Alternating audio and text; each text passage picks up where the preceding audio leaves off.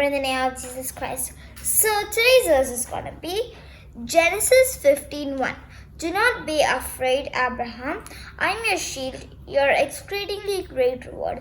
So, இந்த God நமக்கு வந்து என்ன சொல்கிறாருன்னா வந்து நம்மளோட லைஃப்பில் காட் நம்மளுக்கு சொல்கிற ஒவ்வொரு விஷயமே வந்து ஒரு ஜென்ரல் பர்பஸ்க்காக தான் வந்திருக்கோம். ஸோ இந்த வசனத்தை வந்து காட் வந்து யார்கிட்ட வந்து சொல்கிறாருன்னா வந்து ஆபிரகாம் கிட்ட வந்து சொல்கிறாருல.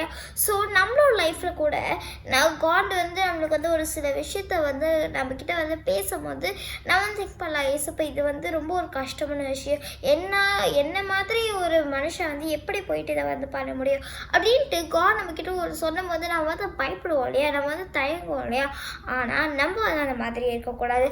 காட் என்ன சொல்கிறார், நம்மளுக்கு வந்து காட் வந்து ஷீல்டாக இருந்து நம்மளை வந்து இதை எப்பவுமே வந்து ஒரு ப்ரொடெக்டிவாக வந்து இருப்பார். ஸோ அதனால் நம்ம வந்து எப்பவுமே எதுக்குமே வந்து பயப்படக்கூடாது.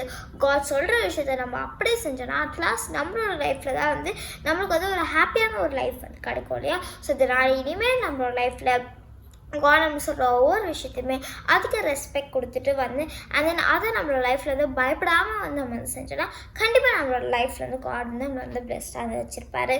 சரி, நம்ம ப்ரேயர் பண்ணலாமா? ஏசப்பா நான் கொடுத்தக்காக நன்றி. ஏசப்பா இன்னும் நீங்கள் எங்களுக்கு வந்து சொன்ன மாதிரி ஏசப்பா எங்களோட லைஃப்பில் ஏசப்பா நாங்கள் வந்து எதுக்குமே வந்து பயப்படாமல் இருக்கிறதுக்கு ஆசைங்க. ஏசப்பா எங்கள் சாத்தானால் வர அந்த பயத்தை எங்களோட லைஃப்பில் வந்து எடுத்துருங்க. ஏசப்பா everything my father Jesus Christ name. Amen. God bless you. Have a great day. Bye.